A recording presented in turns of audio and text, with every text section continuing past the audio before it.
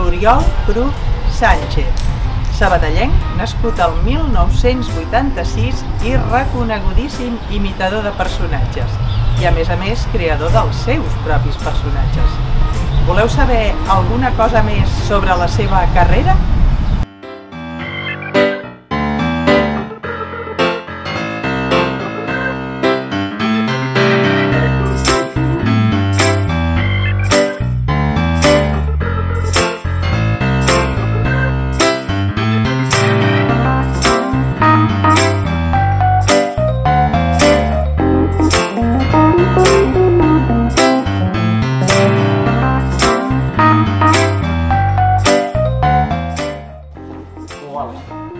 Bon dia, Oriol Cruz, què tal? Bon dia, molt bé, aquí estem.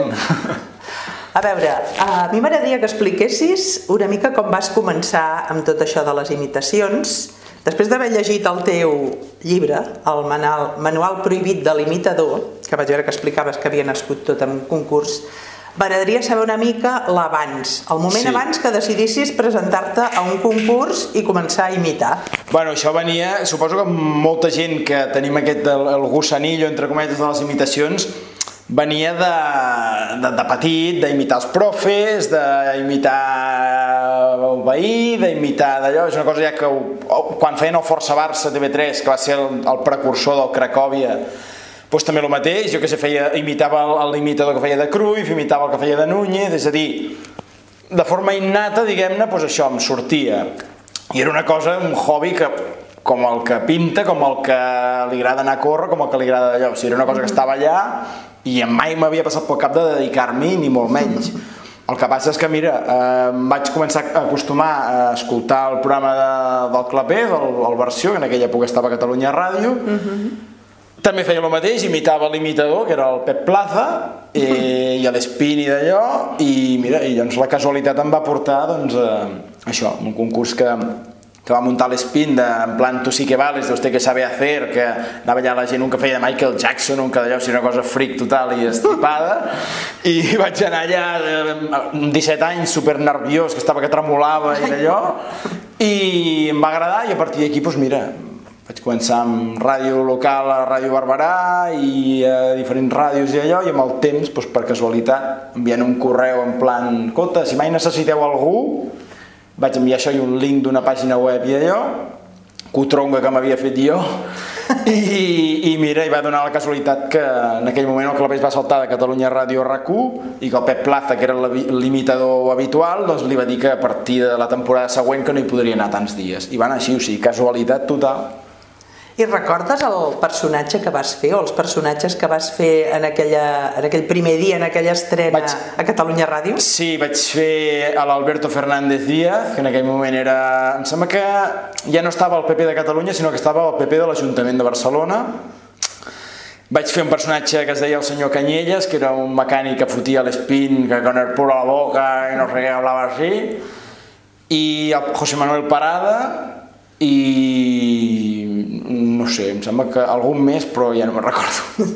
I actualment pots dir que et guanyes la vida essent imitador i també creador de personatges, no només imites, sinó que també crees els teus propis personatges humorístics. Que té trampa això de crear-los, perquè la majoria, malgrat tenen un nom inventat i tot d'allò, estan basats en gent real. Canviem el nom, canvio jo el nom i d'allò, però té trampa. Però sí, ara sí ha passat de ser un hobby que coi m'havia de pensar jo, sí, perquè treballo a RAC1 des dels 19, vaig començar arran d'aquest concurs bla bla bla i de posar-me allà per casualitat, de proposar-me. Doncs vaig començar de prova 3 mesos i anava 2 dies a la setmana perquè a més compaginava amb els estudis de delineant i havia de fer campana perquè es feia a les tardes, el d'estudiar també de delineant, i llavors a partir de l'any següent ja vaig incorporar totes les tardes, després ja vaig incorporar tot el dia també la part creativa d'escriure guions i allò, i sí, clar, és el meu modus vivendi. Pero soy José Manuel Parada, es que no lo entiendo, tenéis aquí muchas películas maravillosas, pero yo que soy de cine de barrio de toda la vida, veo aquí La ciudad desnuda, que me parece una maravilla, pero ¿dónde está La ciudad no es para mí de Paco Martínez Soria? ¿Dónde están Los vingueros de Pajar y Esteso? ay, me falta mi cine de barrio, 1917, hay mucha cosa maravillosa que está muy bien, pero a mí me falta un poco de nuestra cosa maravillosa. O bueno, o Amparito tiene pito.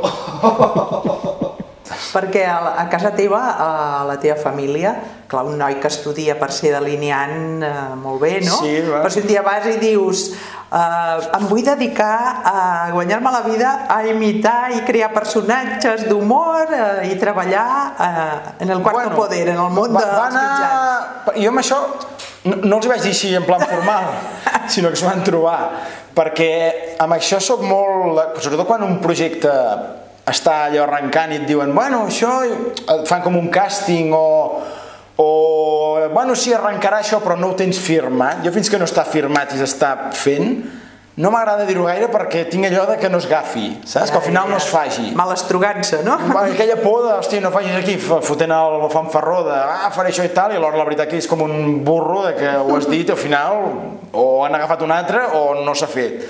Amb la qual cosa és allò que jo ho sabia, per exemple, des del juny sabia que aniria amb el Clapés a la temporada al setembre, però m'ho vaig callar. Això era 2005? 2005. Des de Sant Joan ho sabia i vaig callar fins al setembre, pràcticament no ho vaig dir per aquesta por de, hòstia, ho vaig dir molt poc.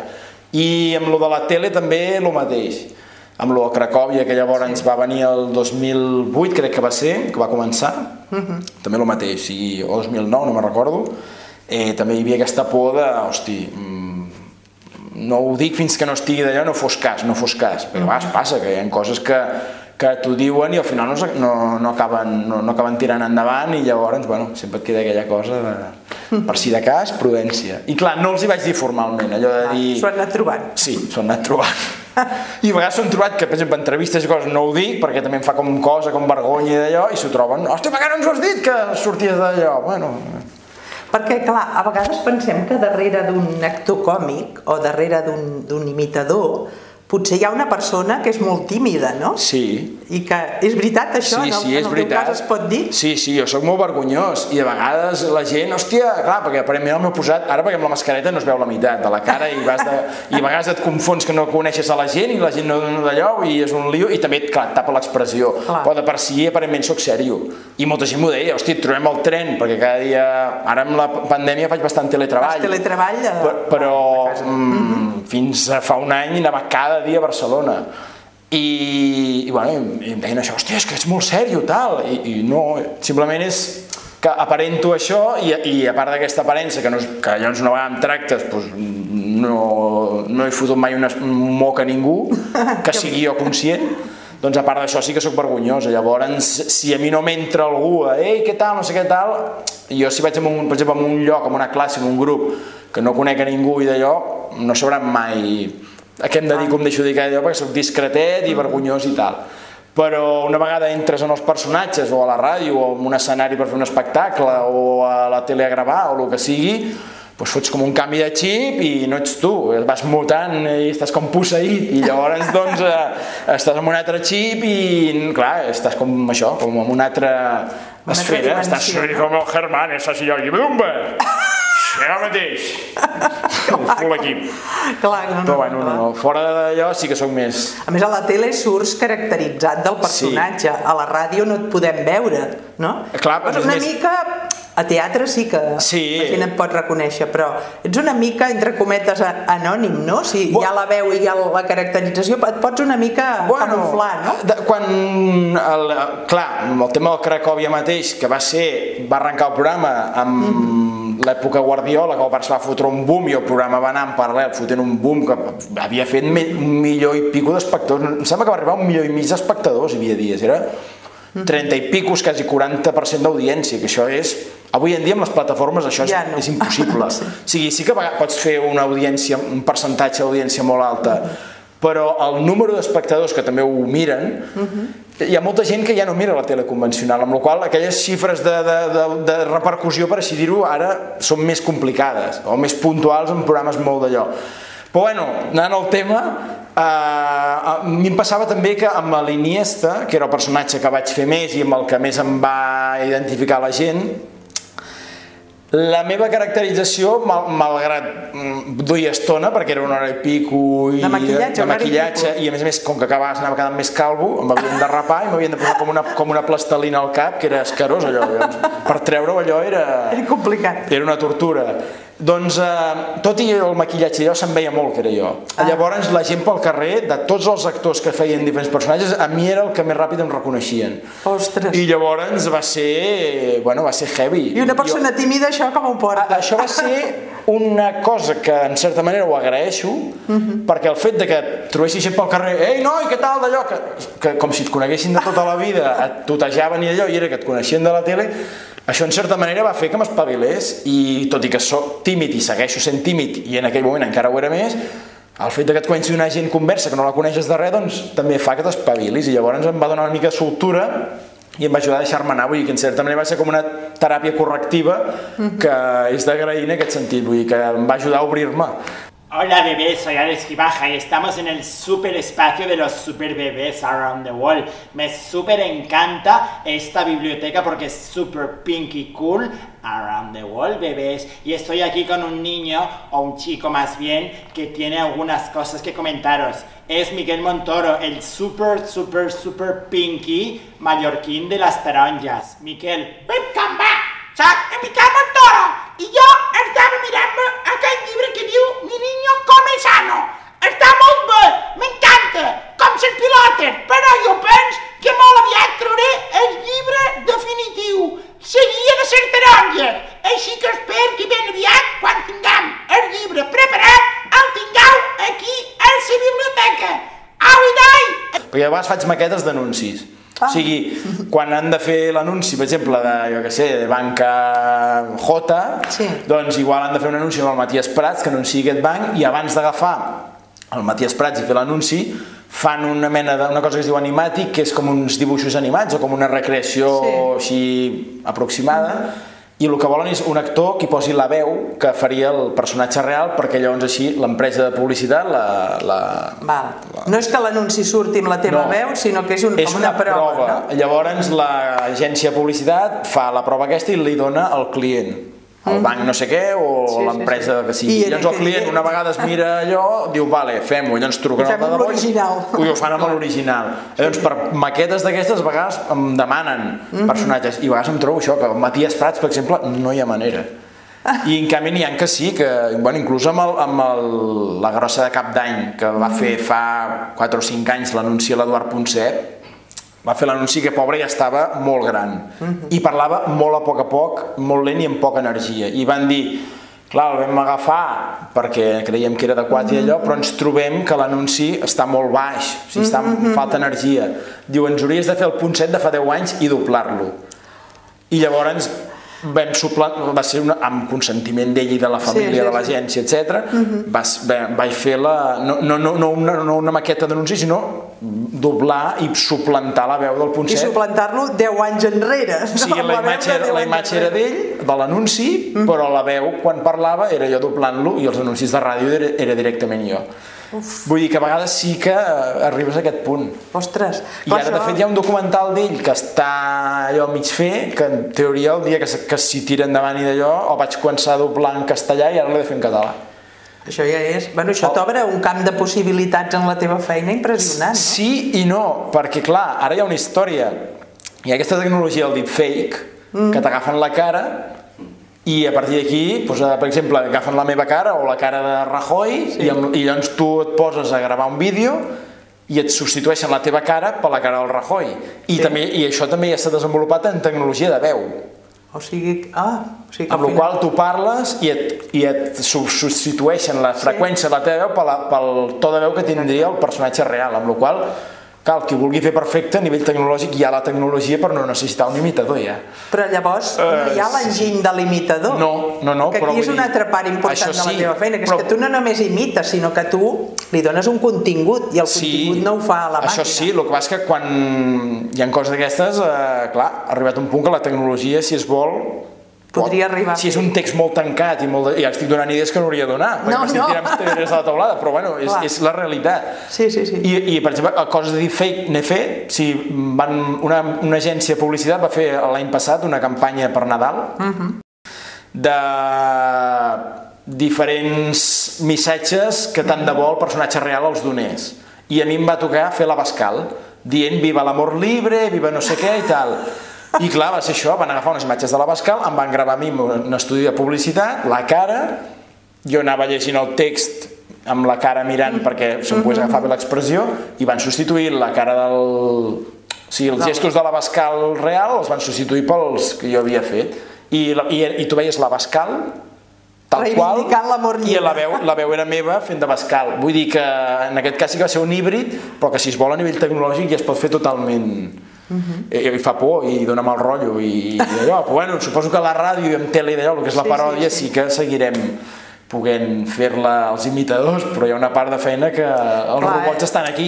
Però clar, és això, la creativitat. No, això està clar. Perquè clar, tu imites, però improvises. Però tu, per exemple, a la ràdio tens un guió del que has de dir, o bé, tens una mica com unes línies generals i després tu pots improvisar sobre això. Ara que fem de 3 a 7, que hem augmentat una hora, de 3 a 5 està bastant pautat, diferents intervencions que, de fet, moltes me les escric jo mateix perquè també estic a la part creativa. Però després hi ha molts comentaris o gags que estan escrits d'una manera i el jefe, el clapés, ens porta cap a altres bandes. Amb la qual cosa llavors hi ha molta improvisació i comentaris que se t'acudeixen, preguntes que se t'acudeixen, coses que et dona el peu i espavila't. Senyor tal, vostè què opina d'això? I vinga. Això també fa que, clar, heu treballat molts anys junts, treballeu, i ja la cosa ja està molt ben trebada quan a la vostra relació professional. Moltes vegades ell et diu una cosa i tu ja saps per on vol anar i ja t'imagines què vols, què és el que ell té al cap que tu diràs. I llavors ja és qüestió de...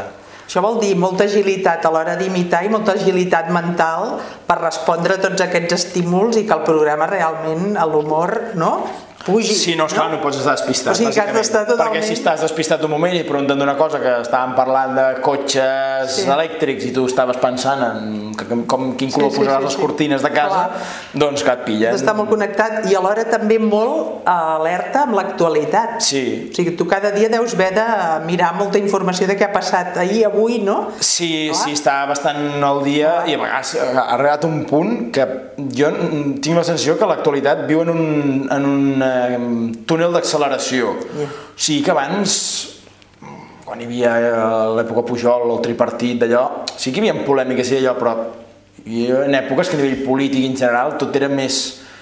I ara portem uns 10 anys que entre tema polític, temes d'actualitat, de coses que han passat, etc., perquè ja no parlem del tema coronavirus, o sigui, hi ha tanta actualitat, tot passa tan ràpid, hi ha personatges que un dia són una actualitat i llavors desapareixen, tot està com accelerat, amb la qual cosa a vegades no dones abast a tot. Hòstia, has vist aquest vídeo? Hi ha molta cosa viral d'internet, que ja no és d'entrar a un portal de notícies, sinó que és d'un vídeo que ha penjat tal persona al TikTok o un tuit que ha fet no sé qui tal. Llavors, abarcar-ho tot és impossible. Bueno, soy Fernando Simón, me estaba leyendo este libro, Los Impunes, aunque yo el libro que voy a sacar es Los Inmunes, los vacunados, que eso sí que espero que pronto aplanemos la curva, que está bastante el pico, bastante empiocao, y bueno, y por fin podamos controlar todo esto y tengamos pues un poco de normalidad, que es lo que todo el mundo pues está pidiendo para comer almendras como yo, que después me atragante, o para hacer lo que sea. Así que nada, a todo el mundo que se lea Los Impunes y después ya que se lea Los Inmunes, que lo voy a sacar pronto. Adiós. M'agradaria parlar del teu llibre, del manual prohibit de l'imitador. Sí, el vam fer amb el Toni Mata i amb els dibuixos del Dani Sanz, que és un crac. Sí. I llavors que em fa molta gràcia perquè és un llibre que realment es llegeix així, com amb molta velocitat, no? O sigui, una mica com l'energia que tenen els personatges que imites, no? I hi ha una mica l'explicació de com, si algú vol fer aquesta feina algun dia, com s'hi pot enfrontar, no? Com va néixer la idea de fer-lo? La idea va ser de l'editorial Bridge, del Francesc Corteu, que és assessor de Bridge i els hi porta propostes, i em va dir, hosti, m'he fixat que el món de la imitació és un món que molta gent n'és seguidora, però no hi ha cap llibre que em parli gens. Diu, jo crec que podríem fer això. I jo li vaig dir que vaig pensar, fem-ho, perquè, bueno, sí, és una idea que em va engrescar i a part que vaig pensar, és que si no ho fas tu ho farà un altre. És complicat d'explicar un text, perquè és una cosa molt mecànica o molt d'allò, però bueno, vivencial, sí. Ho vam enfocar en plan d'explicar la meva mecànica, com treballo amb tema de ràdio, amb això de l'improvisar, no sé què, o sigui, hi ha tota la part mecànica, però també hi ha una mica s'intenta explicar d'una manera que també al qui no li interessi aprendre a fer imitacions però li interessi una mica com funciona tot aquest mundillo, doncs que també li pugui interessar el llibre. I ho vam acompanyar amb uns vídeos que estan al YouTube perquè tota una sèrie de personatges que s'explica una mica es deconstrueix o es fragmenta amb quins tics em fixo d'allò, ho puguis veure amb imatge per també ajudar a això, tot el que no es pot fer per escrit, que hi hagi un suport que li doni continuïtat. Vull dir que ha sigut una feina potent. I aquí expliques també moltes anècdotes de personatges que has imitat. Algú se t'ha enfadat alguna vegada molt perquè l'has imitat?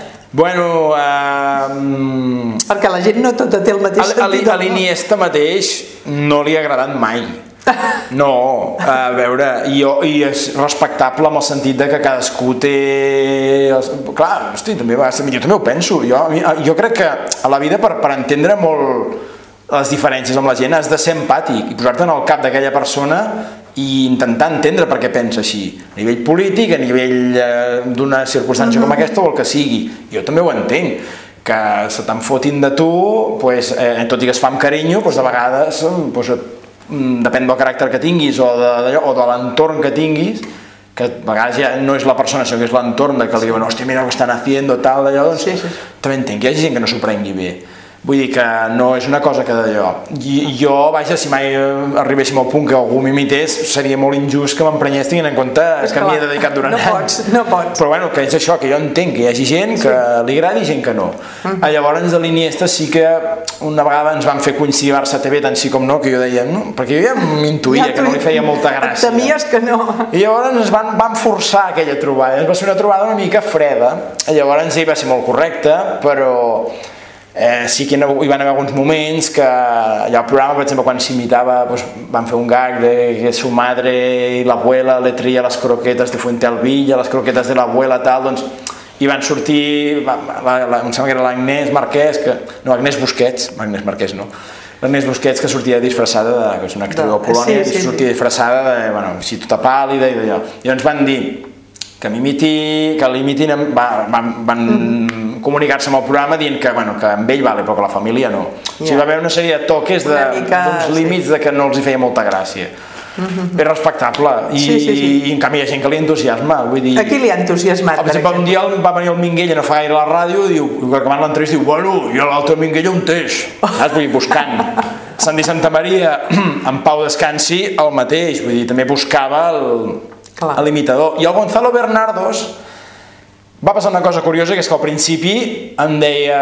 O sigui, al principi ho portava molt malament, perquè a més la seva dona, és això, a vegades és l'entorn, no ets tu. La seva dona li deia, veus, clar, fots tant el pallasso per la ràdio, perquè és un tio molt estripat, fots tant el d'allò que llavors mira com se te n'enfoten i tal. I ell al principi, clar, s'ho prenia una mica de... Hosti, clar, jo no... O sigui... Em deia, clar, jo no parlo tan malament el català, o jo no d'allò, o sigui, l'exageració no la tenia molt, no la portava molt bé. Però ara li he donat la volta i el tio està encantat, i diu, moltes vegades quan escolto la ràdio penso que tot el que dius és el que penso jo. O sigui que ara el tinc encantat de la vida. Escolta, soc el Gonzalo Bernardo. Estic aquí per donar una classe d'economia per demostrar que la cosa va molt i molt malament. Estigui d'acord o no, el gran economista Gai de Liébana. Què opina vostè? Hombre, què tal? Bravo! Sí, hombre, clar, aquí hi ha un tema complicat, que és que quan acabi el virus això farà bum, amunt, però clar, aleshores hem d'arribar al punt que tothom estigui vacunat. No sé si estarà d'acord també un company economista, el gran professor catàstrofe Niño Becerra. La cosa, a veure, això que Santiago Niño Becerra, l'hecatombe és absolut, és brutal. De fet, me'n vaig ara mateix a tancar-me a un búnquer i no penso sortir fins que vagi tot. Adéu. I suposo que la majoria els imites amb un punt amb un punt de tendresa, a bastants. Sí. Alguns n'hi ha potser alguns que alguns no s'ho mereixen, n'hi ha alguns que no s'ho mereixen. I ja saps amb qui estem pensant, no? Però n'hi ha que sí, home, que en general ho exageres. No te'n rius de la persona, sinó que més aviat li fas com un petit homenatge en alguns casos. Sí, home, i no vas a vaja, intentes no anar a ferir, i si en algun aspecte te n'adones o et fan saber que, hosti, vigila que tal cosa té unes circumstàncies que igual li poden ofendre, doncs ja ho intentes no anar per aquí. Però bueno, ja et dic, això a vegades fas una cosa ben tonta i la gent munta en el gran d'allò que s'ofenen, i de vegades, i també a mesura que anar passant el temps amb el teu humor, cada vegada has de filar més prim, perquè cada vegada hi ha més... L'altre dia vam fer un documental del Peric i ho deien, que diu, el que deia el Peric en el seu dia, si fos ara, tela, i de fet ell ja ho deia, diu, al principi només tenia la censura, que o passaves o no passava censura, i ja està, diu, però ara que si els de dretes diuen que ets d'esquerres, que si els catalanistes diuen que ets espanyolista, o sigui que cada vegada a mesura que passa el temps pots despertar més susceptibilitats de diferent gent, i d'allò amb la qual ja saps que no agradaràs a tothom, i que molt probablement allò que facis hi haurà gent que es queixarà, però arriba un punt que si no faríem res. Ja intentes tampoc no anar a saco, i moltes coses que abans es feien d'humor ara són políticament incorrectes, i moltes vegades amb bon criteri ho són, de políticament incorrectes, però sí, amb el temps tot s'ha anat... Lo políticament correcte és molt ampli ara, no? Sí, llavors has de vigilar molt. En aquests temps que vivim, que estan les coses tan complicades, sobretot pel sector cultural, si hi ha algú del teu entorn que et diu, escolta, jo em vull dedicar al món de la cultura, al món de la comunicació, vull ser imitador, vull ser creador de personatges, vull ser guionista, l'intentaries desencoratjar i dir, mira, fes unes oposicions i fes-te funcionari, o li diries, lluita pel que vols? Jo li diria que lluités perquè, mira... sembla el Kaiser, que sempre hablo de jo he dicho yo, tal. En el meu cas, jo vaig estudiar per delineant, i la intenció era ampliar els estudis d'arquitectura, i era una feina que fins a l'any 2007-2008 que vaig començar, era la feina promesa que s'enduien, les constructores s'enduien companys de promoció a mig estudis, sense acabar els estudis, vinga, necessitem gent perquè s'incorpori als despatxos, si no els hi calia ni acabar estudis, i et pagaven 2.000, 3.000 euros, l'encarregat d'obra cobrava entre 2 i 3.000, vull dir, allà tot Déu, allò era el boom. I semblava això, que era una feina, que no et faltarà feina en la vida i tal. I què va passar? Que va haver la crisi immobiliària del 2007-2008, endavant, i allò que semblava que era etern es va acabar, i molts companys que van estudiar arquitectura van acabar treballant a l'IKEA o d'altres coses o el que sigui. Per tant, a vegades et sembla que faràs una cosa que serà per tota la vida i que serà d'allò, i no. I en el meu cas, jo em pensava això, que no hi havia arquitecte i que tot seria fantàstic, i l'arquitectura es va parar tot de cop, el despatx on treballava jo sabia que o marxava o m'haurien d'acabar acomiadant perquè no hi havia feina, i una cosa que és el tema aquest de la comunicació, la cultura, etc., que sempre, sobretot a Catalunya, que són pocs mitjans de comunicació, o almenys pocs que siguin remunerats, molta cosa és vocacional, doncs és molt difícil, perquè no és fàcil, i hi ha molts periodistes o molts comunicadors o molta gent de cultura per poques places. Doncs a vegades és estar allò que adequat al moment adequat. Vull dir que és això, que a vegades et sembla que una cosa que faràs o estudiaràs serà fantàstica i donarà per tota la vida, i a vegades és qüestió d'això, que el que realment tu sentis a nivell vocacional que t'omple, tira per aquí i almenys prova-ho. Llavors la vida ja veurem si d'allò, i si t'hi acaba portant o no.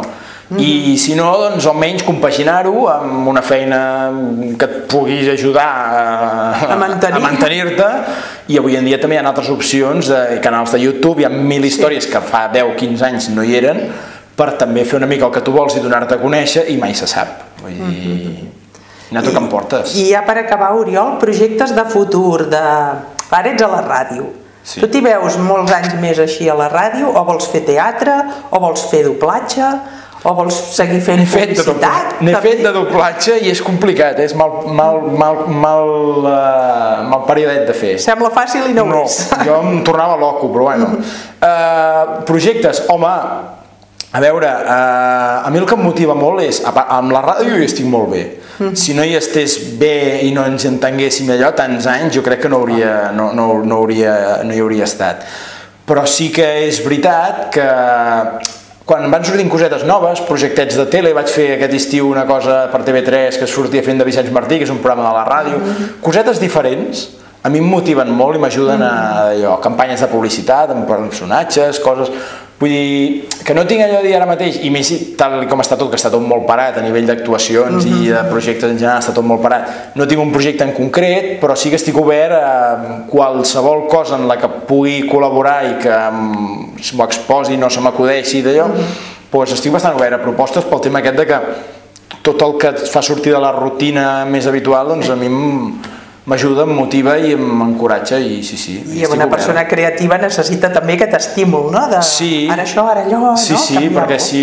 A veure, que a la ràdio això ja intento fer personatges nous i per tant ja també vas sortint però això, qualsevol cosa que sigui diferent i que m'hi vegi fent-ho, ja sé que no estic dient res en concret perquè... No, però bueno, però que sí que estic obert. Exacte, lo que surja, sí, tal qual. Molt bé. Doncs Oriol, moltes gràcies i endavant amb tots els projectes. I perdoneu pel rotllo. No, ha estat fantàstic. Moltes gràcies. A vosaltres. Merci.